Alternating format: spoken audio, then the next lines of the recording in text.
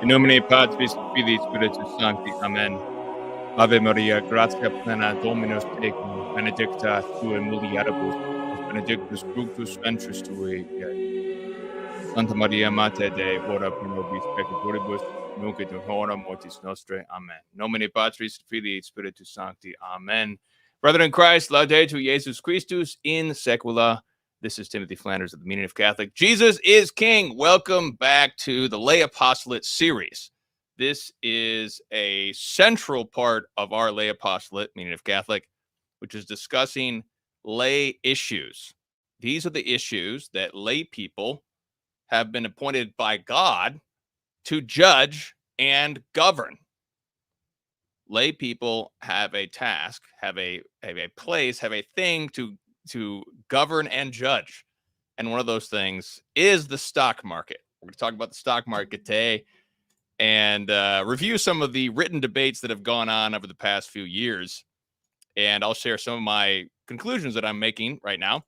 First, the Lay Apostolate series. Here's all the videos and the podcasts we have on this. And these videos henceforth will be for guild members only. We've got a number of them. This is number 10. And we're going to transition Meaning of Catholic content. We've already transitioned most of it, but the Lay Apostolate series will be available for guild members. So that means you're chipping in something per month to help this apostolate. And we're here to support each other. And as always, if you can't afford, this is a guild. So if you can't afford guild membership, we want to give you free membership.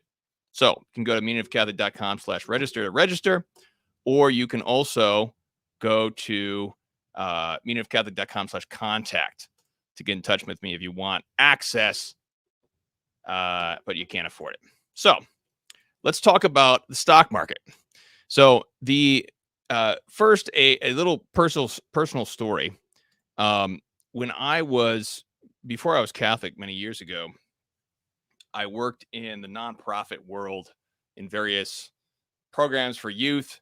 And one day I happened to be working at a local Christian ministry that helped migrants and immigrants and foster children and things like that.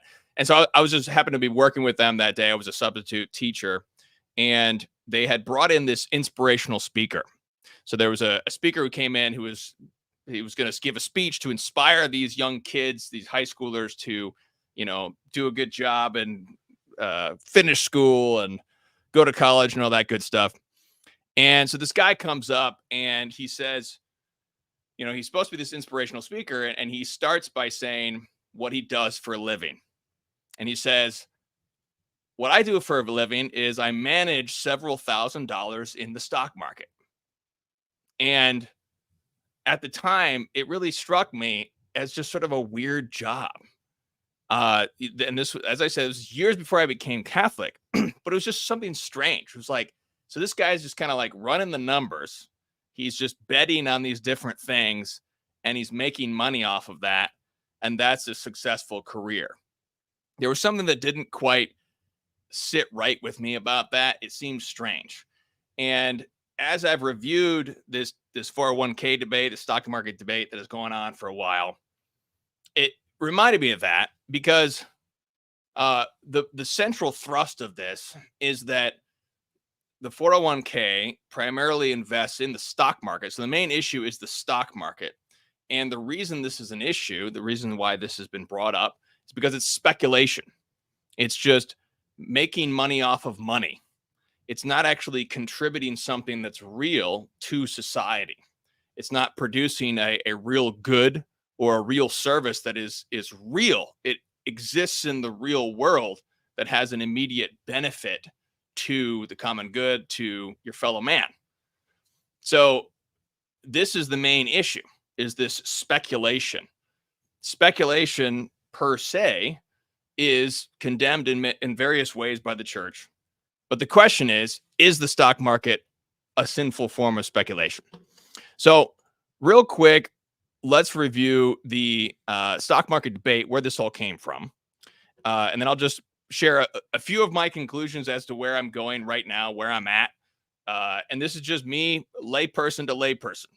I'm just sharing. Here are my initial conclusions.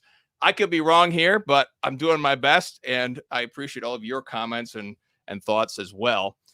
So this initially came out of a work by Jacob Imam and Mark Barnes over at New Polity.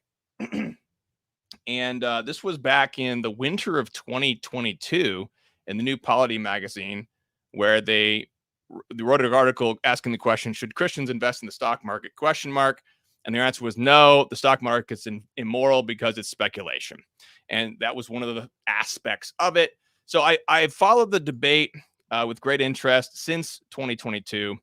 And there's been, I linked some of the materials in the notes below in the show, so you can read them yourself and you can come to your own conclusion. And there's been a number of different writings back and forth. There was a debate on Pints with Aquinas. One of the most recent issues, this is actually winter 2024, this New Polity issue here. There was another, so to their credit, New Polity has published 2 different written responses to their views. So I like that they've had this debate, and I appreciate that. And my own contribution is just a non-expert opinion, trying to do my best here. And what I'm going to do here is, I want to read some of quotations from Mark Barnes' final response. So what this is a response to the second rebuttal. There's 2 rebuttals they published, one by, I believe, a Mr. Humphreys. The other one is from Mr. Caleb Estep. And then Mark Barnes has replied to both of those. And so, first of all, I want to quote about one of the main hermeneutical issues with this topic. And this was brought up also by Trent Horn in his debate with Jacob Imam. And this is a quote from page 67 of the New Polity, where Mark Barnes says this. See, these are the principles whereby lay people are to judge this thing. He says this. Mark Barnes says, myself and Jacob Imam, he's saying, we do not argue that the Pope explicitly condemned the stock market, only that the principles laid out in his Centesimus Annus continue the Church's tradition of condemning speculation. Side note, just so everybody knows, Centesimus Annus, that was written in 1991 by St. John Paul II, after Soviet communism was crumbling. And that is 100-year anniversary of Rerum Novarum. So they're debating about this quote from Centesimus Annus that talks about unjust speculation. Okay, so he's saying that they continue this condemnation of speculation.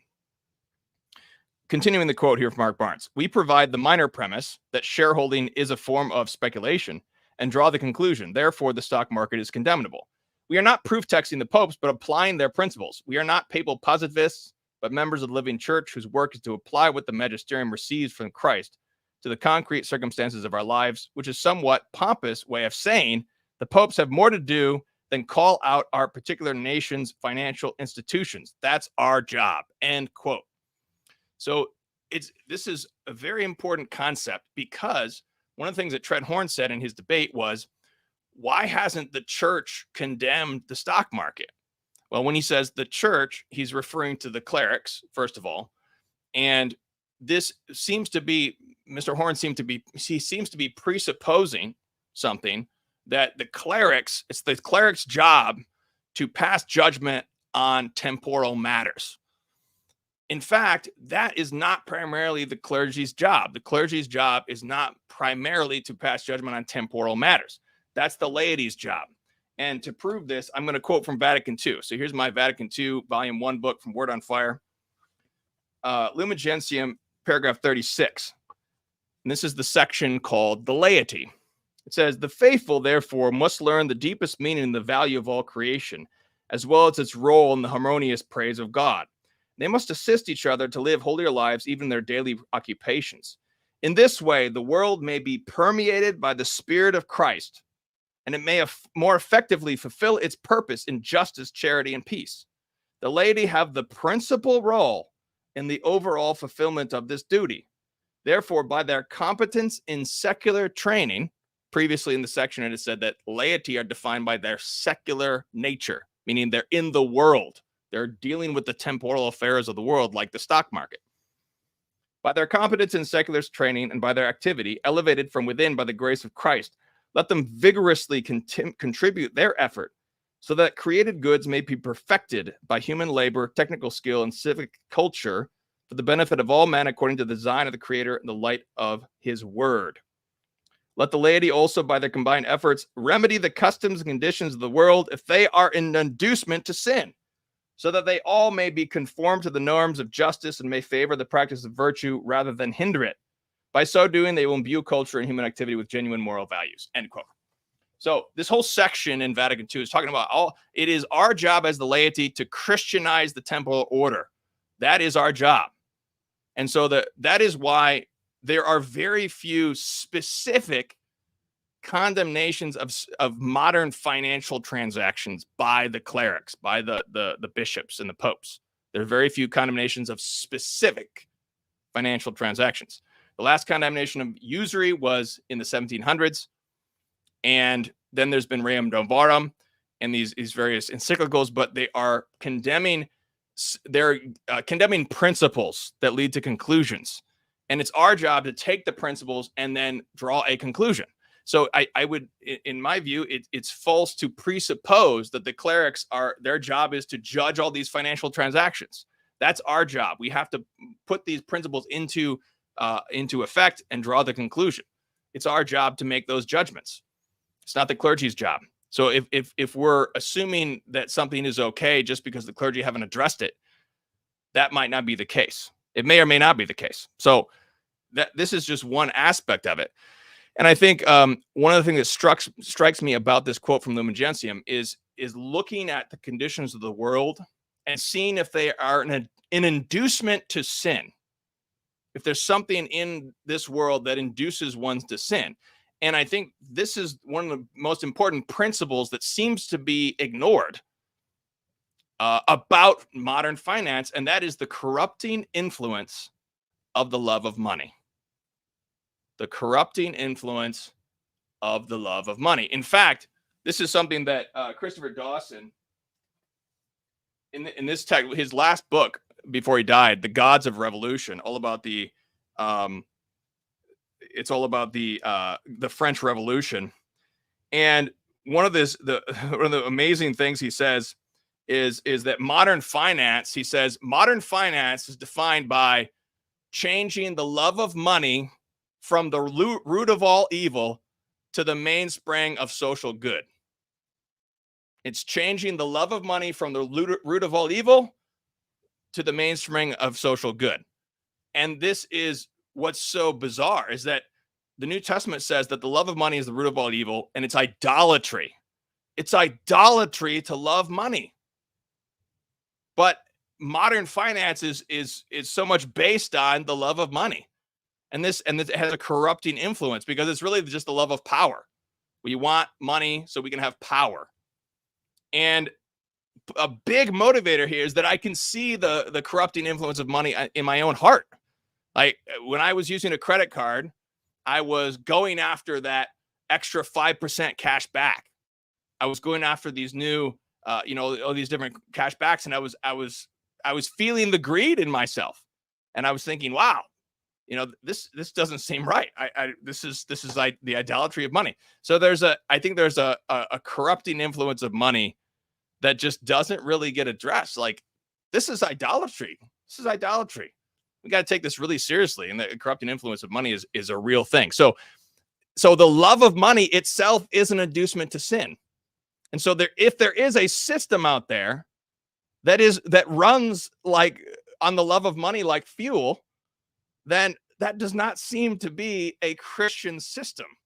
And that is what seems to be the case with speculation itself and with the stock market in particular.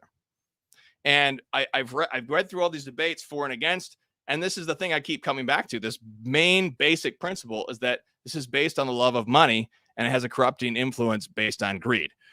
So, but like I said, this is a disputed question. I'm just one lay non-expert, but we all got to deal with it. So I'm just sharing my opinion. Feel free to disagree with me or correct me as you like. So this is the main thing. Let me provide another quote here from Mark Barnes, page 68. He says that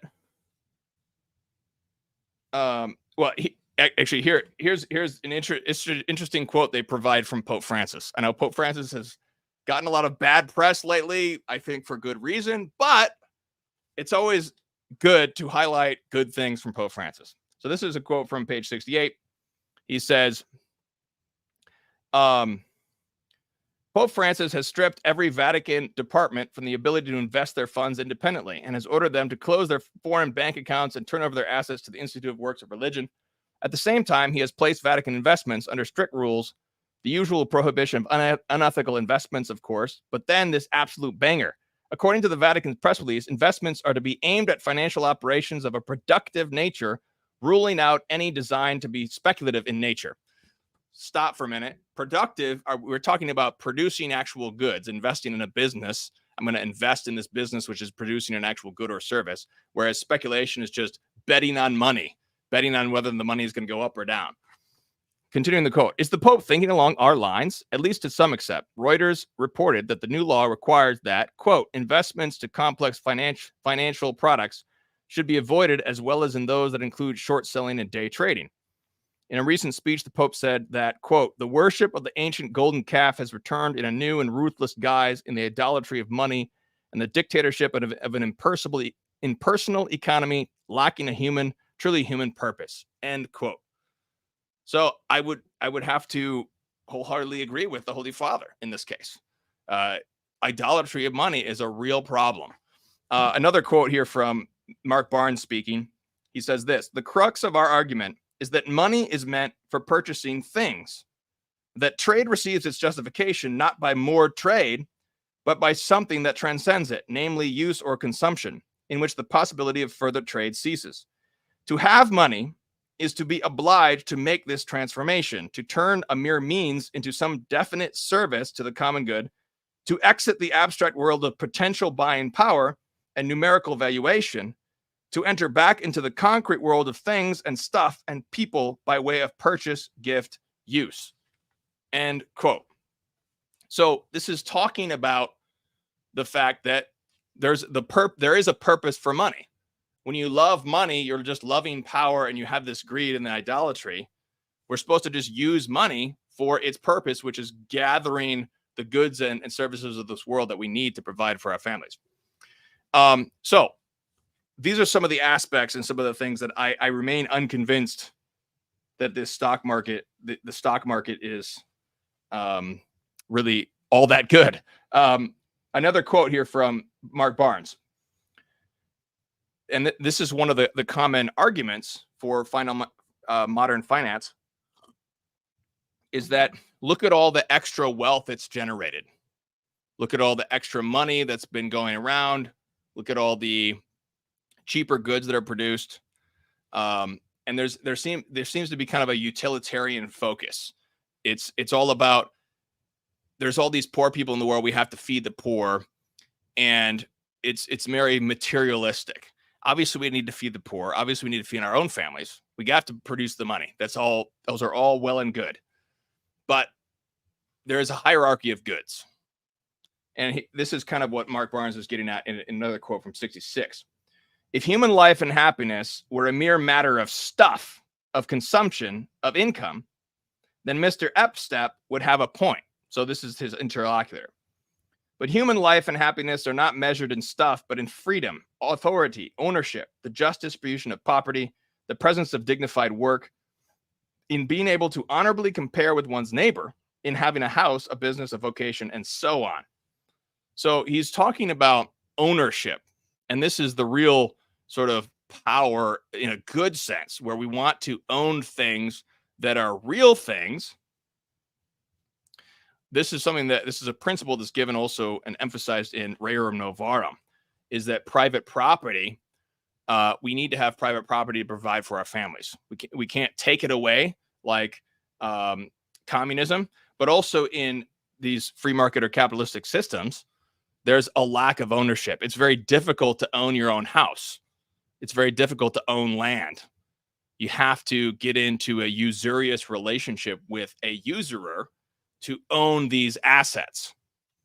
So it's very difficult to be an owner. Now, I thought a really good argument for the stock market was in Mr. Estep, Caleb Estep. So here's quoting from Estep, and I think that Mark Barnes has a really good response to this. So here's Caleb Estep says this. He says, suppose there are two parties who exchange stocks for money. One party has money with its security and short-term purchasing power, but lacks stock. The other party has stock with its long-term earning potential and greater risk, but lacks money. The person with money may want to invest with the end of providing for his child's education, while the person with stocks may have the goal of giving food to a charity. Each wants the other has, and so they make a trade. Okay, so he's saying somebody's buying a stock and they both have good motives. And that seems to be a very good argument here. We're trying to use stocks to save. And here's Mark Barnes' response.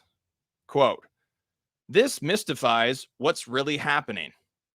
The one who purchases a lawnmower gains a benefit. The one who purchases a stock does not gain an actual benefit, only a potential one. To sell a stock puts the buyer in a bind. It says to him, you must find a buyer for this if it is to benefit you. You may successfully sell the stock for more than he bought it for.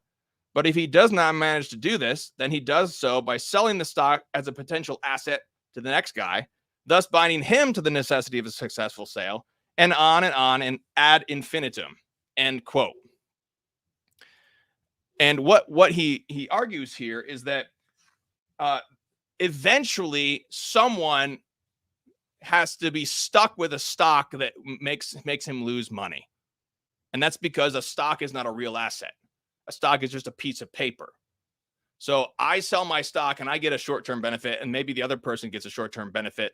But when you get the stock, that's not an actual benefit because it's just a piece of paper. It's not actually doing anything for you. It's just a potential to earn money. So if you sell a stock to the next guy and you gain money on that transaction because you sold it for more than you bought it for, okay, great. Then the other person has that potential. But eventually, it's going to need to be sold to someone who loses. So eventually someone is going to lose out of that. Now, this is different. This is a different exchange. So eventually, the point is that eventually there's an unjust transaction. So the person who is exchanging the stock right now might be gaining something in potency, but eventually somebody gets an unjust exchange out of that. So you're basically sacrificing somebody else's unjust transaction by for a short term or even a potential power or asset.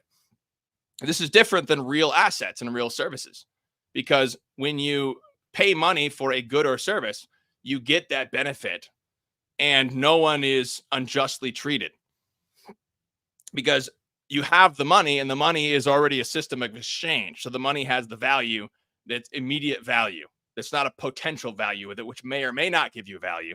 It's real money. It's a piece of exchange and then in exchange, you get the good or service, which benefits you.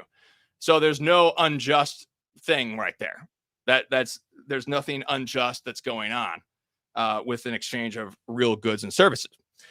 Now, but this brings up the fact that in modern financial structures, we have inflation. We have the fact that we have to put our money, the money that we do have, we have to save our money with some sort of interest because it maintains the value of the money. So we have to have some sort of financial system which would maintain the value of our money, because every year our money is losing value by means of inflation. So let me get back to that. But this is kind of what I'm coming to, is that the stock market, the 401k that I had, everyone told me to set it up when I was at working at my prior job, is investing in the stock market, which is just sort of running this speculation that doesn't seem to be a Christian way of exchanging and seems to just promote greed. It sort of runs on greed like fuel, and it doesn't seem to contribute to the common good. Some say that the stocks buying stocks contributes to that business and invests in them, but it may or may not. It may or may not affect that business in a positive way. It's not like a real investment where you enter into a business relationship with a business, and that is actually investing directly in the business and supporting them. That's a different situation. But how do we plan for retirement? If what I'm saying is correct, how do we plan for retirement? Well, I think the main thing to emphasize here is that 401k is a brand new retirement device. It's brand new in the history of the world, brand new. So it seems foolish to say, well, everybody has to use a 401k or else you're a fool. Well, no, because our forefathers have been doing this fine for a long time. I think we need to look at retirement a different way. It doesn't seem, I don't see that there's a justification for the sort of the modern concept of retirement. The modern concept of retirement is where we put away all the money and save all the savings. So then as soon as we can stop working, and then just enjoy resting and growing old. That doesn't really seem to be a Christian way of doing things. Why would you stop working? First of all, if you're still in your right mind and your body is still working, why would you stop working? Why not continue to work? Why not continue to contribute to society? That there, also you have an obligation to the next generation. And so as you grow older, contributing to the next generation. But this also brings up the main retirement plan is your children. Your children, by the fourth commandment, are supposed to take care of you when you're old and feeble and you can't work, can't take care of yourself. Part of the problem is that we have modern medicine, which keeps people alive for so long. And that's also, I think at some point it kind of gets unnatural to a degree. So part of the investment is me taking care of my own parents right now. So my own children see the importance of taking care of your parents in their old age. And I just read this from the book of Tobit. When Tobit's parents are worried that he's gone so long, they say he's the staff of our old age. And this is, I think, what is normal for your retirement, in the sense that when you're too old to work, then your children take care of you, and that's part of the fourth commandment obligation. Another aspect is the fact that we saw with the COVID tyranny, there were seizing bank accounts in Canada.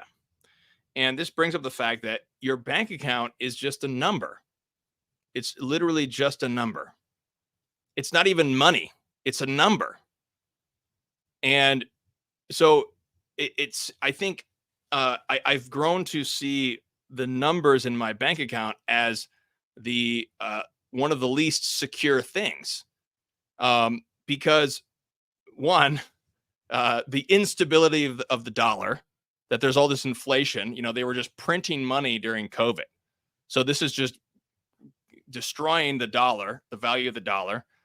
And I don't have a strong, rock solid faith in the rock solid stability of the US dollar. It doesn't really seem to be, will this last my whole lifetime? Will I've invested tens of thousands of dollars in my 401k. And then when I'm 75 or whatever, I can just pull that all out and then it'll have the same value. What if the inflation gets even worse? What if the inflation is so much more that all this money I've saved is worth so much less than it could have been because of inflation? What if there's other factors that go on with the instability of our government, the things that have been going on? I don't have a lot of faith in the stability of this financial system. It's just very unstable to me. This is just the way that I'm seeing it. And that's why I find so much more stability in real assets. So so the number one for me is taking care of our parents and teaching that to our children, and allowing that structure. What I think that is the sort of the God-given structure right there. That's the God-given structure, is the parents and the children, the generations, which should be taking care of you in your old age.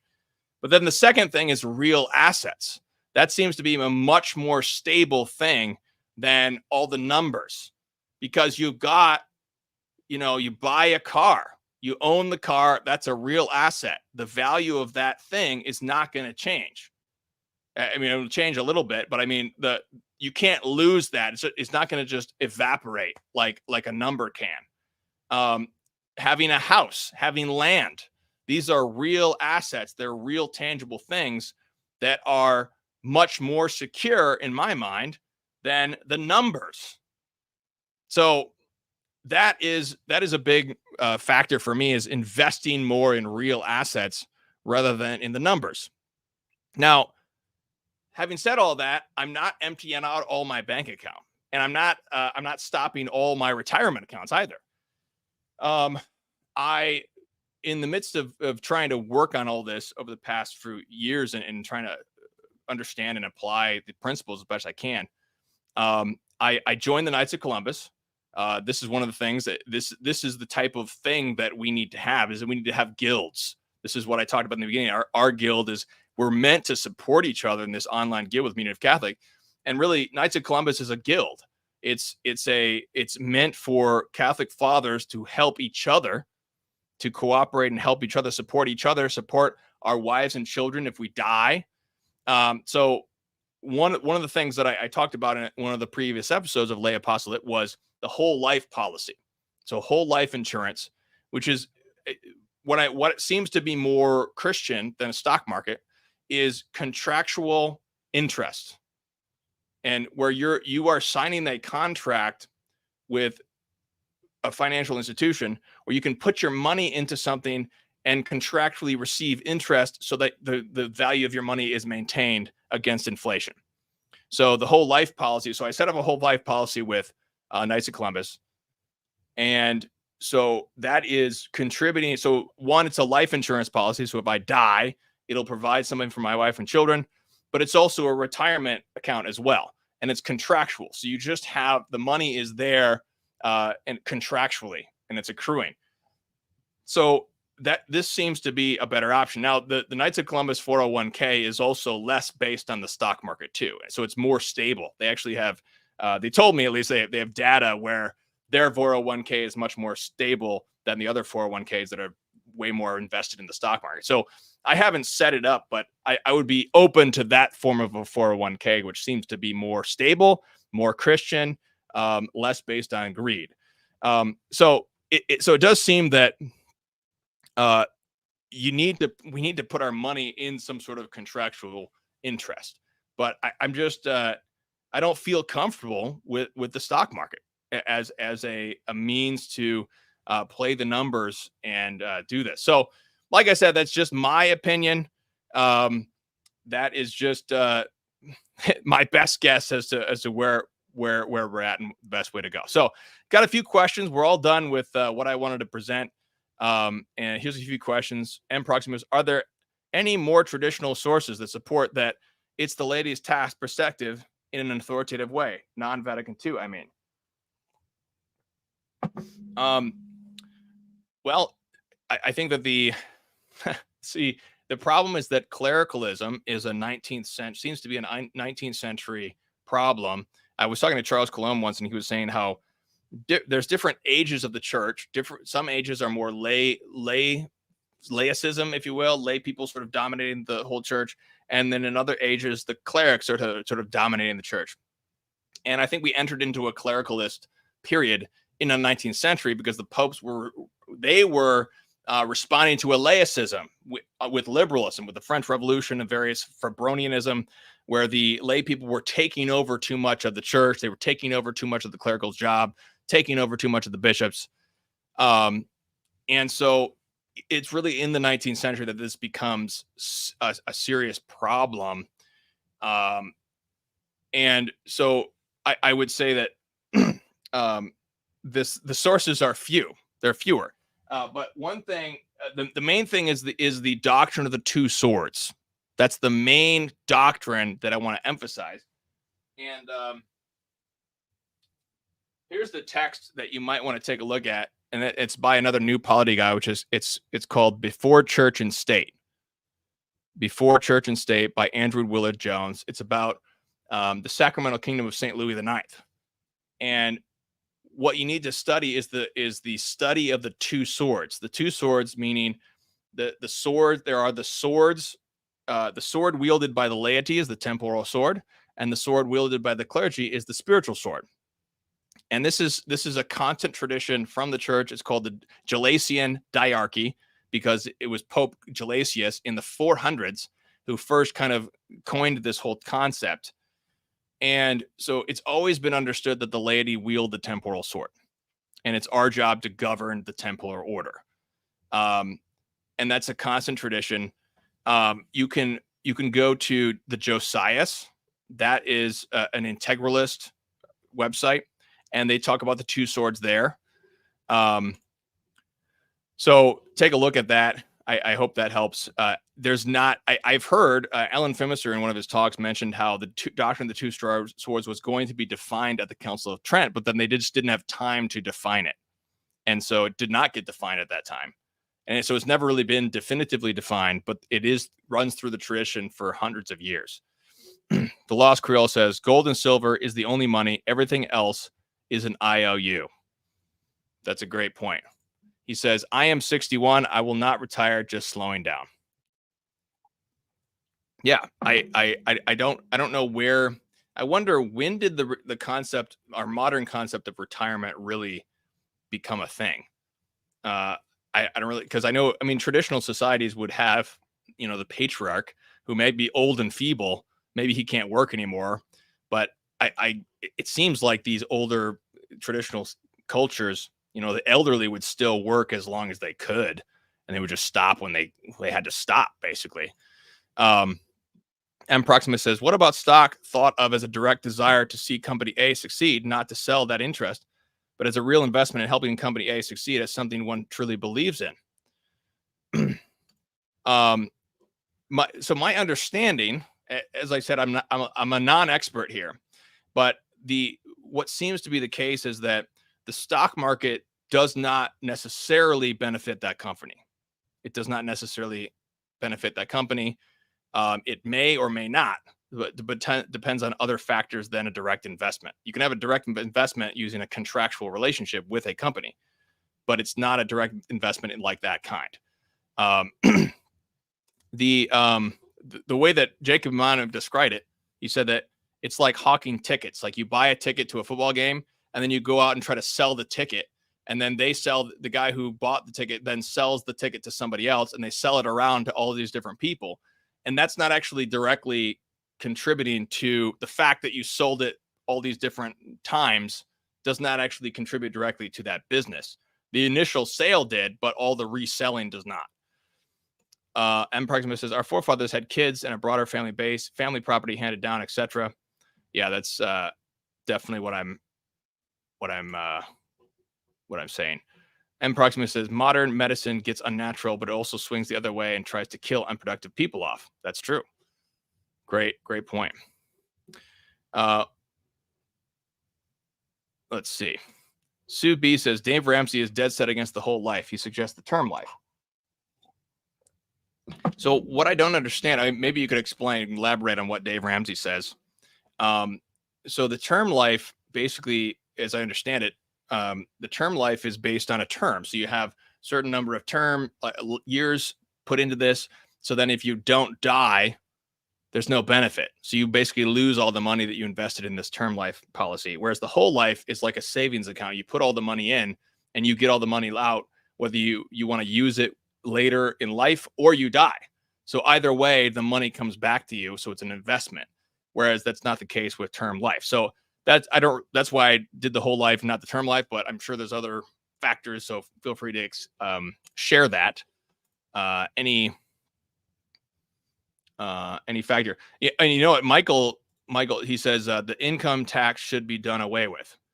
But we have to have taxes, of course, but I'm not going to comment on whether or not there should be an income tax. But that brings up another factor I forgot to mention, and that is putting all our money, putting all of our faith in the savings later on. I'm concerned about the collapse of the U.S. dollar, the huge inflation, but also the huge taxes, because you got to pay taxes later on when you take the money out.